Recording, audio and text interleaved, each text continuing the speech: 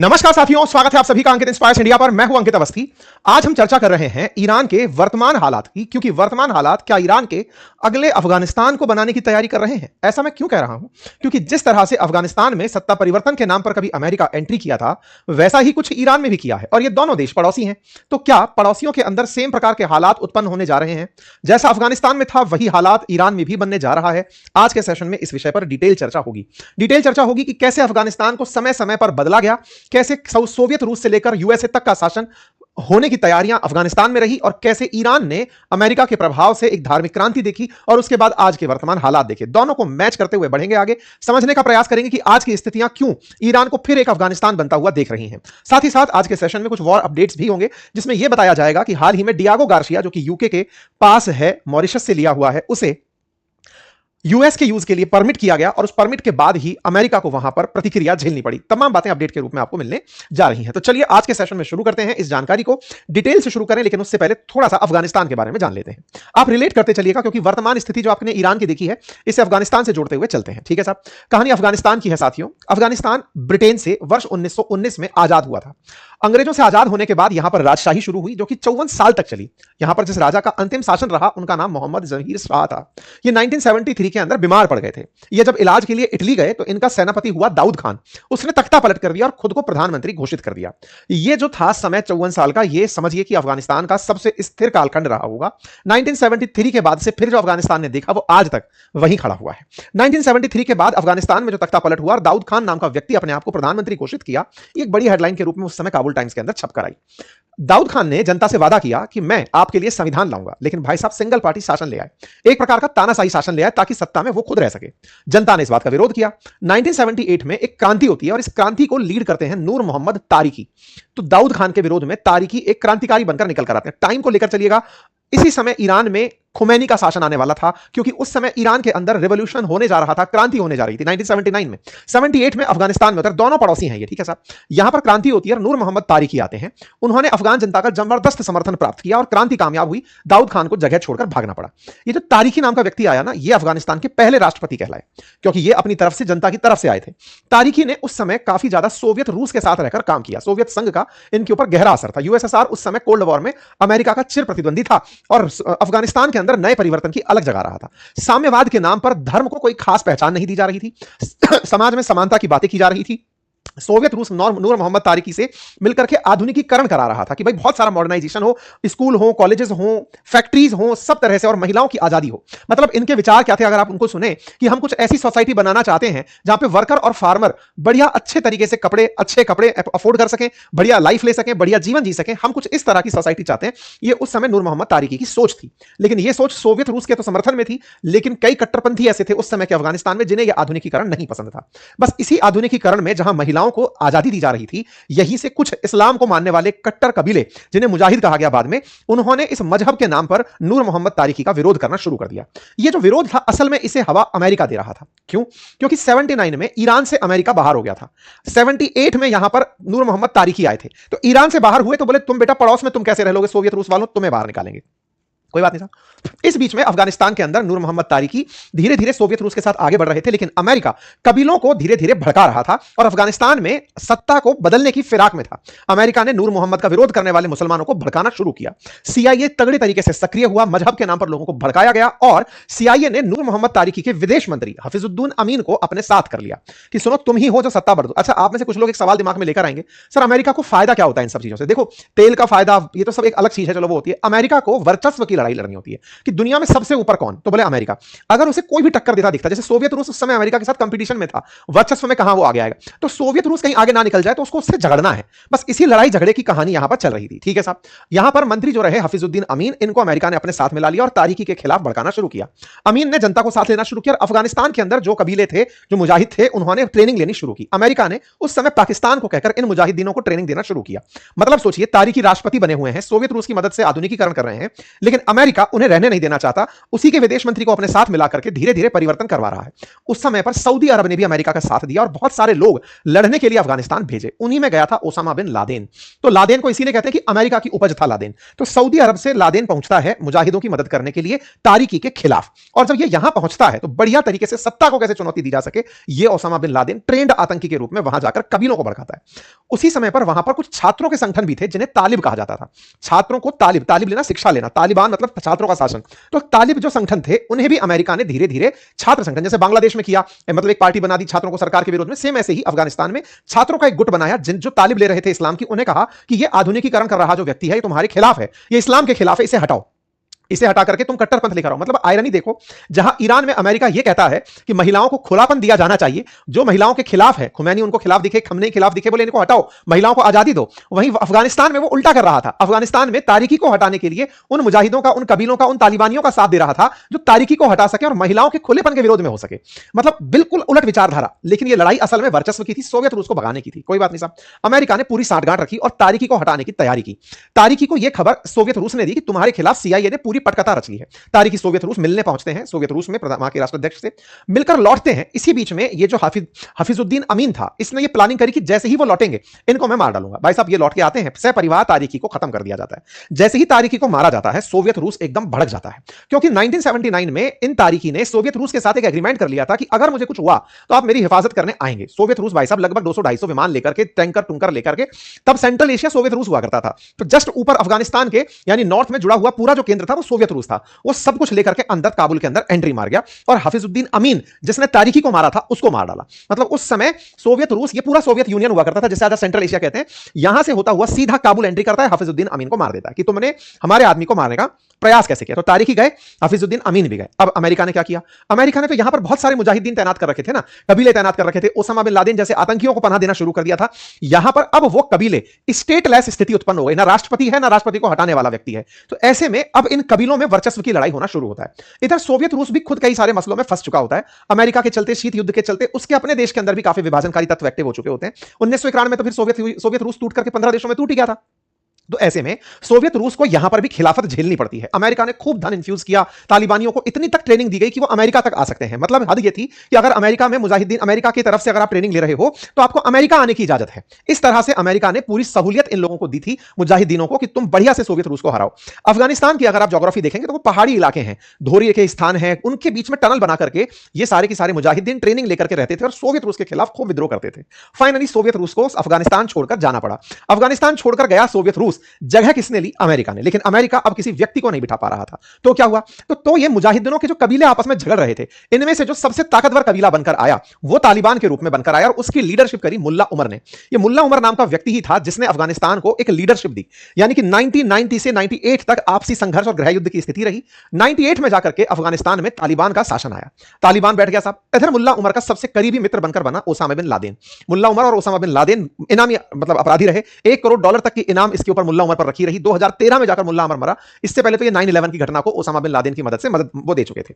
आपको ये घटना अब रिलेट हो रही होगी कि कैसे यहां पर तालिबान आया, फिर तालिबान ने यहीं से ओसामा बिन लादेन और अलकायदा को जगह दी और यही अलकायदा बाद में सोवियत रूस के द्वारा घर बिगाड़ने में मदद करवाया। रूस ने इन्हें उकसाया कि जाओ बेटा अब तुम जाकर अमेरिका से बदला लो, तो ओसामा ने फिर अमेरिका पर जाकर के गोला फेंका। तो ये आपसी संघर्ष, मतलब केवल बैटलफील्ड का नाम अफगानिस्तान है, लड़ तो असल में रूस और अमेरिका रहे थे। अच्छा साहब, अब आता है गेम नंबर 2।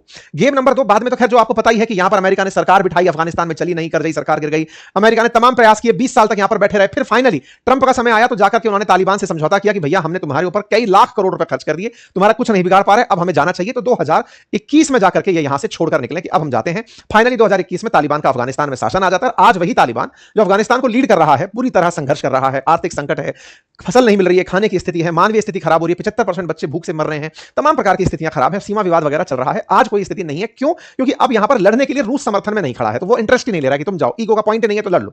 अफगानिस्तान फिलहाल फूड इनसिक्योरिटी के लिए बहुत ज्यादा सुर्खियों में रह रहा है। अमेरिका ने भी हाथ हटा लिया, रूस ने भी हाथ हटा लिया। अब अफगानिस्तान में कुछ है ही नहीं, जिस जगह के लिए बैटल हो रही थी वहां कुछ नहीं है, तो वहां भुखमरी बची। आइए दूसरी तरफ चलते हैं, उसका नाम है ईरान।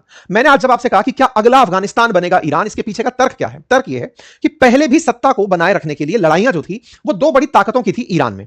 ईरान के लिए ही सेम यही हालात आज अफगानिस्तान वाले हालात बनाने की तैयारी है। ऐसा क्यों? असल में 1953 में अमेरिका ने ईरान के अंदर पहली बार 1953 में सीआईए ने ब्रिटेन के साथ मिलकर के तख्ता पलट किया और यहां पर मोहम्मद मोसद्दिक नाम के व्यक्ति को हटाकर यहां पर शाह राजा पहलवी को राजा बनाया। अब ये जो मोसद्दिक थे ना, ये मोहम्मद मोसद्दिक, ये असल में प्रोग्रेसिव व्यक्ति थे देश के लिए।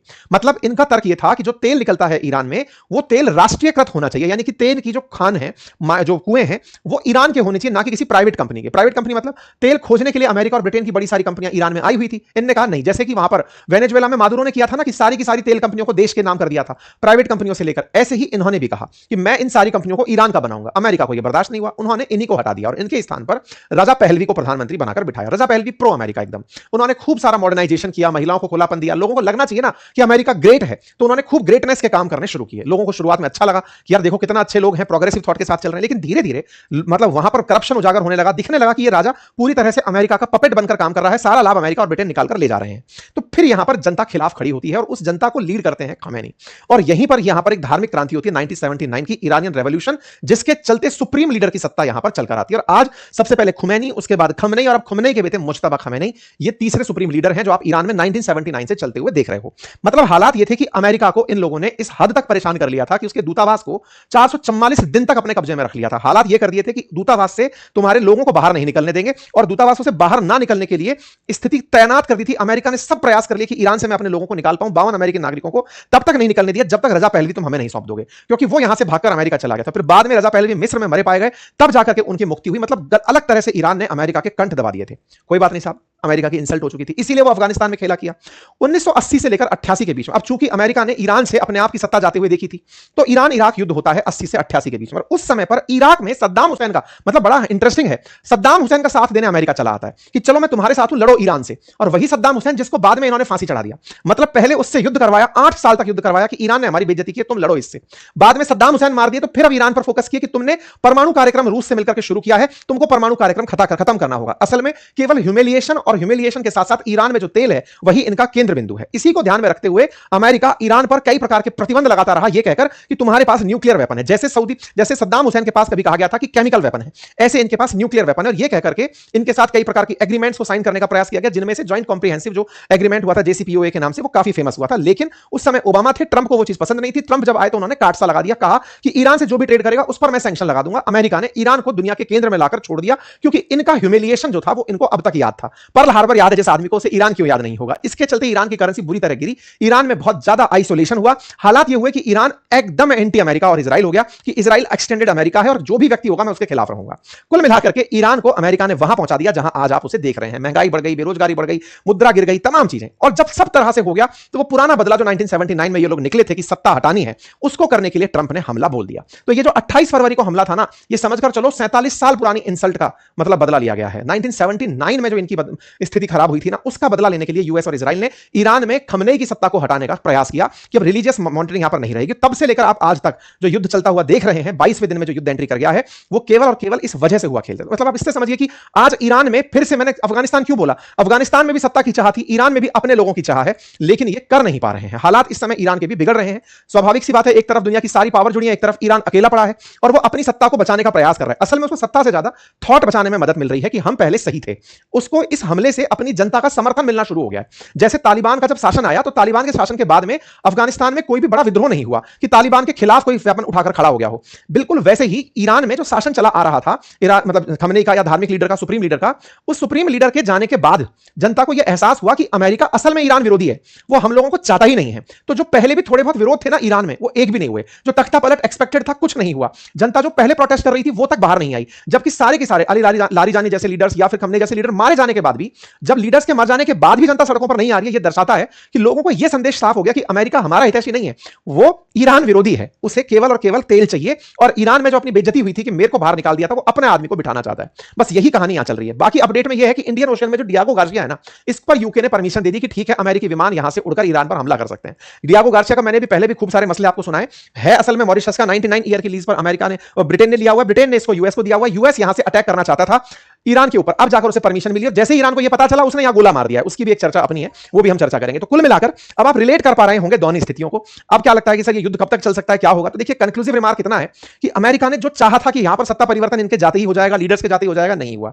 स्टेट ऑफ हॉर्मुज को बहुत दिन तक वो बंद खुद भी नहीं रहने दे सकते। क्यों? क्योंकि अंतरराष्ट्रीय स्तर पर अमेरिका की इंसल्ट हो रही है। पहले चाहता क्या था कि उसकी हेजीमोनी बने, कि मैंने सत्ता हटा दी। आप समझिए मादुरो को हटाने के बाद जो अमेरिकी सिक्का बुलंद हुआ था वो ईरान के युद्ध में पूरी तरह से डाउन हो गया। लोग उसे अब विजनरी देश नहीं मान रहे कि ठीक है यार इसने कर दिया, पूरे दुनिया के बाजार खराब कर दिया, तेल खराब कर दिया, सब बिगाड़ दिया, अर्थव्यवस्थाओं को। अब सोचिए ना, इतना हद हुआ है कि अमेरिका ने यह कहा है कि ईरान का जो तेल छुप छुपाकर बाजार में बिकने जाता है वो कोई खरीदना चाहे तो खरीद सकता है, हमें दिक्कत नहीं है। क्यों दिक्कत तुम्हें होगी? क्योंकि हर देश अब तुमसे जाके कह रहा है तुम्हारा दिया है ये कलेश। कल को जब दुनिया के बहुत से देश परेशान होने लगे तो हो सकता है कि वो अमेरिका की मुखालफत कर दें। जैसे भारत ने अपने बाजार को बचाए रखने के लिए टैरिफ के ऊपर, ट्रेड डील के ऊपर अमेरिका से समझौते किए थे।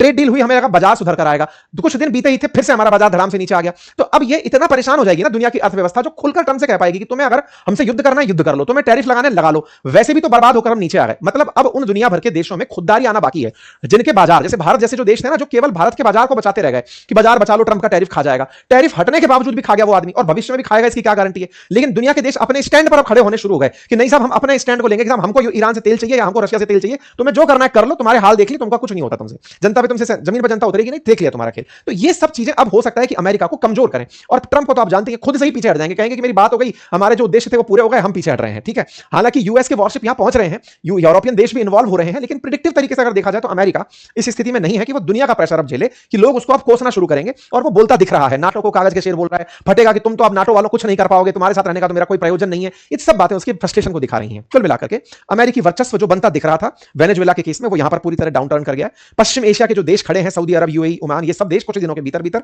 अमेरिका के सामने उसका असली चेहरा दिखा देंगे कि सर अब हो गया, धन्यवाद। जो भी होगा आपके सामने चीजें लाई जाएंगी। फिलहाल के लिए इतना ही। जानकारी पसंद आई हो तो साथियों से साझा करें, चैनल पर नए हैं तो सब्सक्राइब कर लें, सब्सक्राइब की रिक्वेस्ट हम आपसे अवश्य करेंगे, कृपया सब्सक्राइब कर लें। और हाँ, कल जो सुबह 11 बजे वेबिनार रखी गई है, जिसका लिंक हमने कभी 2 दिन पहले कमेंट बॉक्स में पिन किया था, उन कम्युनिटी पर जो लोग जुड़े हुए हैं कृपया लगातार अपडेटेड रहें। कल सुबह 11 बजे उनकी वेबिनार है एआई टूल्स के ऊपर, कि कैसे वो आपके लिए मददगार हो सकते हैं। ठीक है, लिंक साझा हो जाएगा थोड़ी देर में उस वेबिनार का। जो लोग उसे ज्वाइन नहीं कर पाएंगे उनके लिए अलग वेबिनार आपके लिए फ्यूचर में आयोजित कर दी जाएगी। थैंक यू सो मच, अपना ख्याल रखें।